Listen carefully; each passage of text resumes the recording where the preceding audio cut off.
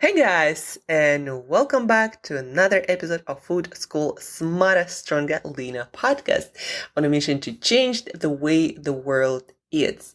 My name is Angela Shurina. I'm a certified nutritionist, health, nutrition, performance, productivity coach. I help people like you to learn how to use nutrition as a precise tool to change, to adjust, to fine-tune the way you look, feel, and do. Merry Christmas, guys, right? It's almost Christmas time, and then 1 week, and we are in 2022. Time to think about some aspirations.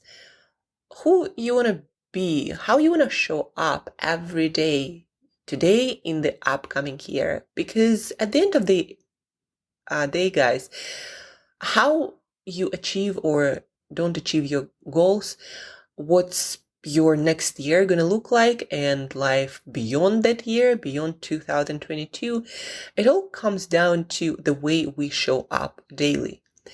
Whatever goals, nutrition, health, fitness, work, relationship, whatever goals we set for ourselves, they're not going to happen unless we commit to that goal with daily or at least consistent with some frequency, some sort of consistency in our daily actions. So goals do not happen without actions, and more often than not, consistent actions. And that's where you're going to get the most transformation from your healthy habits, from your eating habits, from your fitness habits. It's all about consistency. People ask me these days, Angela, how do I look like you? Fit, with great muscle tone. And also a lot of times people would ask me, how do I feel good every day? You seem to be so upbeat and energetic every single day. And it's all about daily practice. For my fitness, work out for the next 20 years and you'll look like that too. Consistency, one of my biggest talents. I know how to stick with things. There is a method to that magic, but consistency, that's the key, guys. Remember that. There are no magic bullets. Consistency will give you so much more. Consistency aside, and Christmas aside, all throughout this week, we've been talking about different hacks and tools and tips for better sleep. Because sleep affects absolutely everything around our health and fitness, and how we feel, and our emotions, and our decisions, and how we show up in life. Sleep is everything. And there are quite a few things that we can adjust, and we already have quite a lot of science telling us exactly what we need to do. The temperature, how we can adjust that, the timing of things like coffee and alcohol and water, so we don't wake up to pee in the middle of the night, viewing light, different kinds of light at different times of the day. We talked a lot about different things around sleep. So re-listen to the episodes this week when you need to refresh that knowledge and look deeper into your environment where you can make changes that's going to make a big difference. Today, the last episode, we are talking about food and meals and supplements that have been shown to be effective strategies and tools to improve your sleep or to correct something in your metabolism, in your brain chemistry, to help you to fall asleep faster, to sleep deeper, and to have a chance to have the most restorative night of sleep as consistently as possible. Let's talk about things that interrupt with good quality sleep when it comes to food. Those are different stimulants, like we talked about yesterday, alcohol and caffeine, the timing of that. The amount, right? It matters. With caffeine, about the amount, we didn't talk that much, but you don't want to be getting too much. Timing, we talked a lot about that yesterday, but drinking a lot of caffeinated coffee and maybe energy drinks with caffeine or all kinds of supplements, that will for sure keep you awake. So, caffeine early and not too much. But then there are stimulants in foods besides caffeine. There are different colorings. I'm talking about mostly processed foods. Colorings, flavorings, different food substances that they add to foods to make them taste better.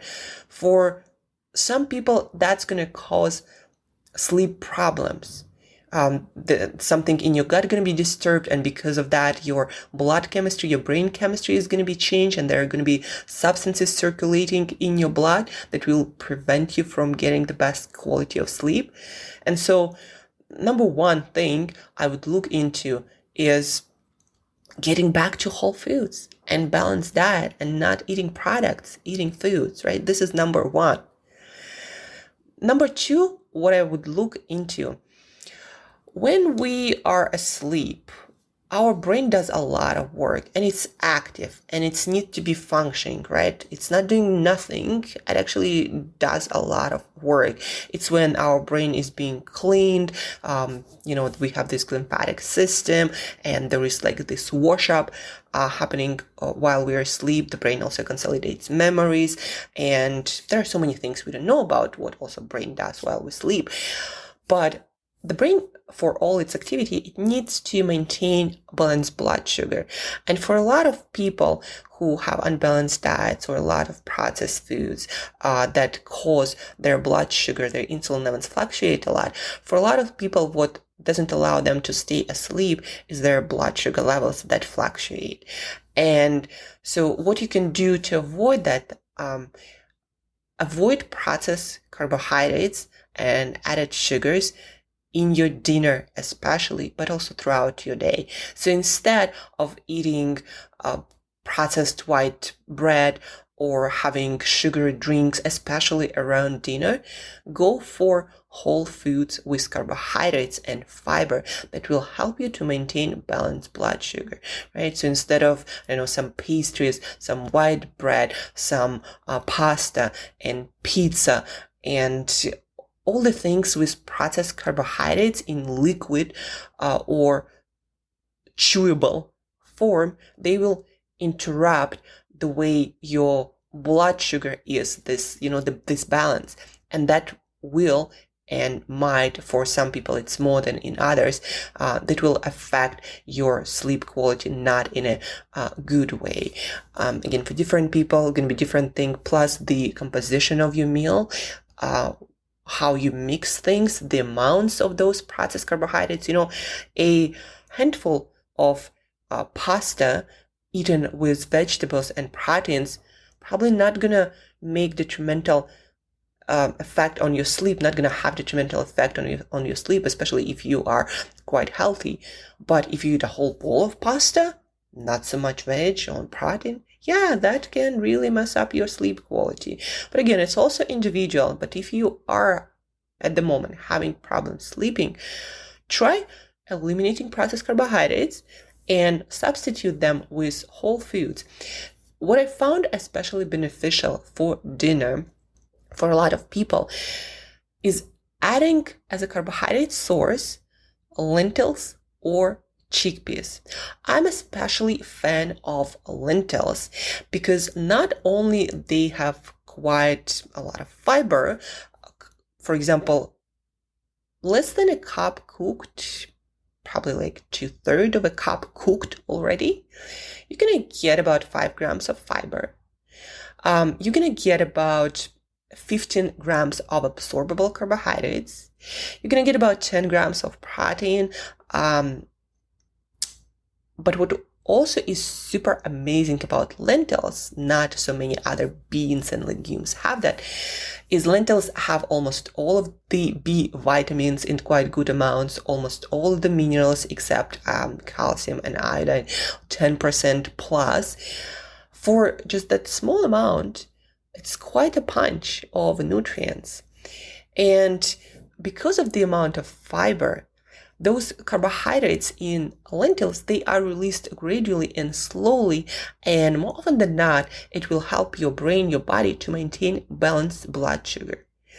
And if you are on a low-carb diet, if you're on a keto diet, and you started or are starting to have sleep problems, I highly recommend you to reconsider bringing a little bit more carb into your dinner. The reason being, to stay asleep, serotonin is very important. For good quality sleep, serotonin, this brain chemical, is very important.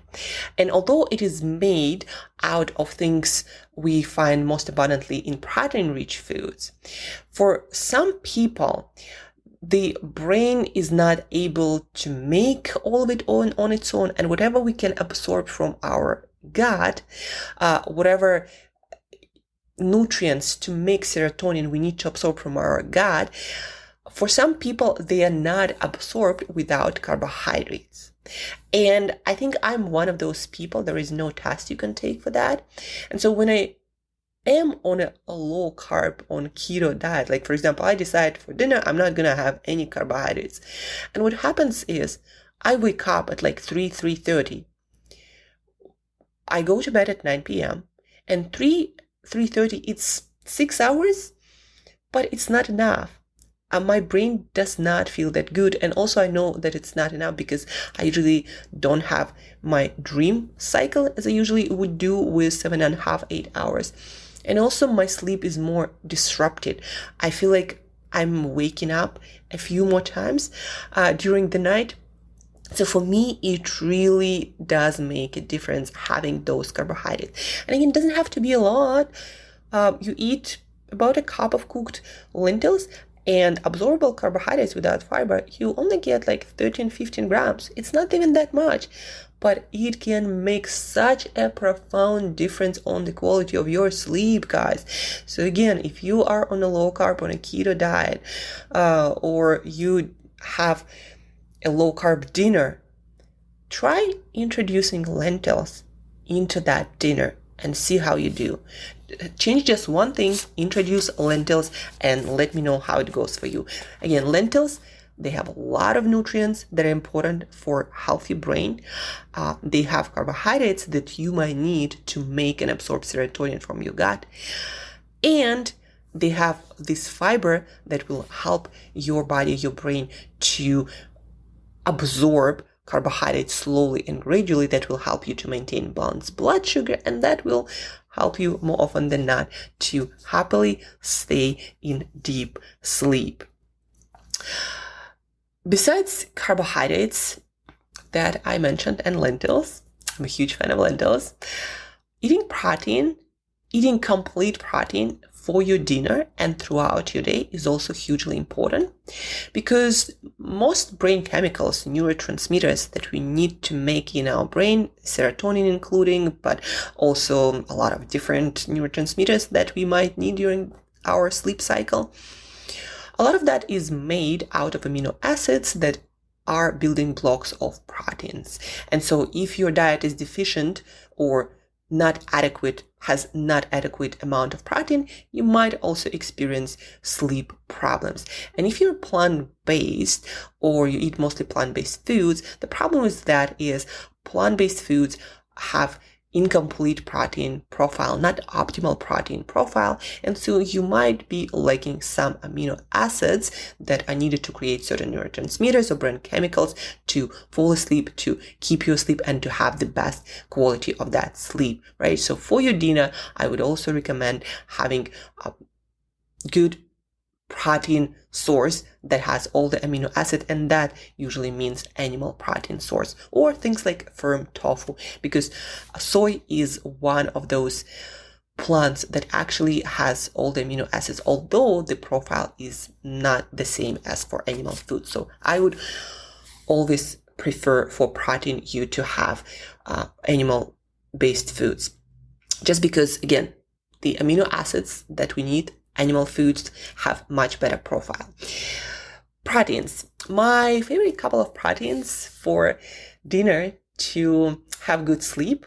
These are brainy foods, meaning they contain nutrients that a healthy, high-performing brain really loves. So two of my favorite protein sources for dinner: salmon with all the omega-3s that we know are super great for our brain, but also our heart health and a lot of other things.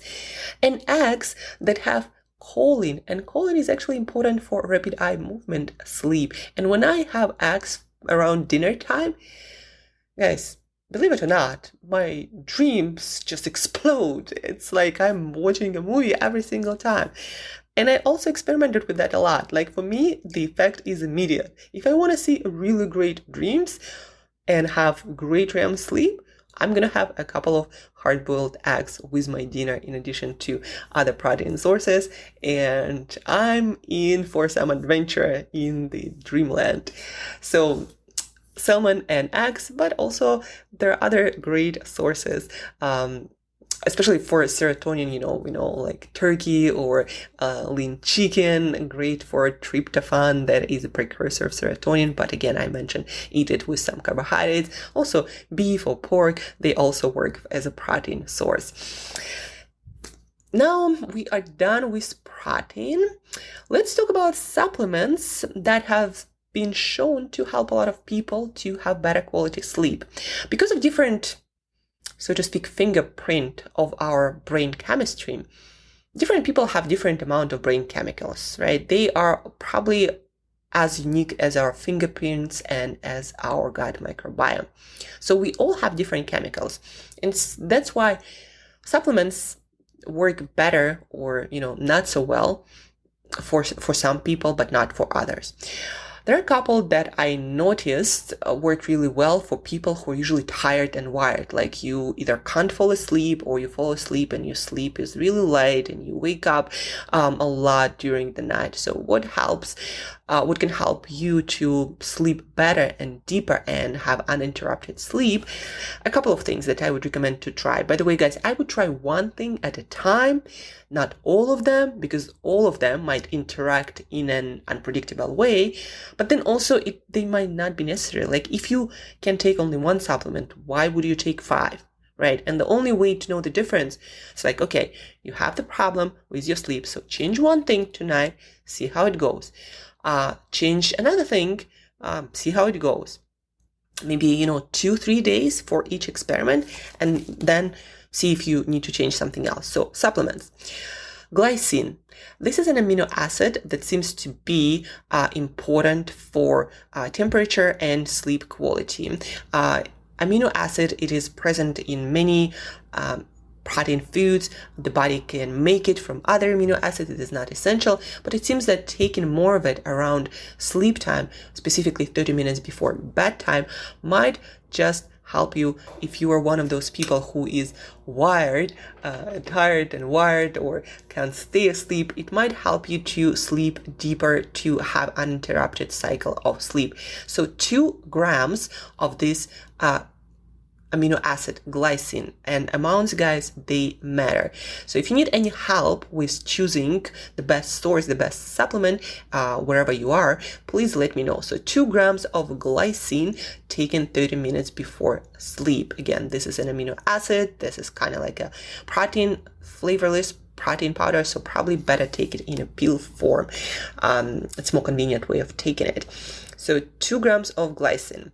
Another one for the same type of people, tired and wired, you might not be producing as effectively, especially guys if you have ADHD-like symptoms or full-blown ADHD. So for you, there might be a problem with GABA production. That is a neurotransmitter that prevents your neurons from communicating and from connecting, and basically it's a stopper neurotransmitter.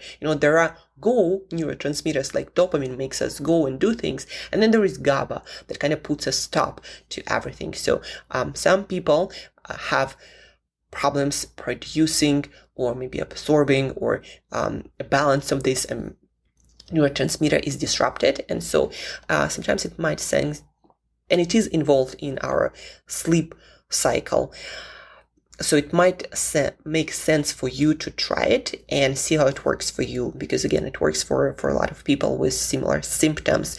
For that one, 100 milligrams of GABA. Again, all the sleep supplements, it's a good idea to take them around 30 minutes before sleep. But again, try one, see how it works. Try another, see how it works. Don't just make a cocktail and expect to just, fall asleep and sleep for hours and hours. God knows what happens, right? So when we take a lot of things together. So we talked about glycine, 100 milligrams of GABA. The next one, magnesium, but specifically for sleep, there are two forms that seem to be more effective. 145 milligrams of magnesium threonate, so threonate, that's how you pronounce it, 145, and then we have 200 milligrams of magnesium bisglycinate. So those two forms of magnesium have been shown to be more effective specifically for sleep. So we got magnesium threonate, 145 grams, and 200 milligrams of magnesium bisglycinate. Now we have another supplement, epigenin, that is an active compound in chamomile, but when it's in a supplement form, it's just more concentrated, more effective usually. 50 milligrams of that epigenin. If chamomile tea doesn't work for you, you might try to get this booster, maybe even with chamomile tea. That's like sure way to dreamland. Well, hopefully. But again, try just one method, not all of them. And the last but not least, for some people it works better, for some people it doesn't do anything, 400 milligrams of theanine, that is a calming compound in things like green tea. So 1 to 400 milligrams. That one I would probably try the last one. So for tired and wired people with interrupted sleep, I would start with glycine, amino acid. Then I would try GABA if that doesn't work, again separately. Then I would try magnesium, and then I would try epigenin. So again, 2-3 days, try each. But all of these supplements I would try only after I adjusted my routine, temperature, light, the timing of coffee, of alcohol, of my meals 3 hours before bed. Having a big meal right before going to bed is gonna set you up for bad night of sleep or exposing yourself to bright light. So first, fix your environment, the timing of those substances like caffeine and alcohol, and your food. Also, don't drink a lot of water before going to bed, 90 minutes.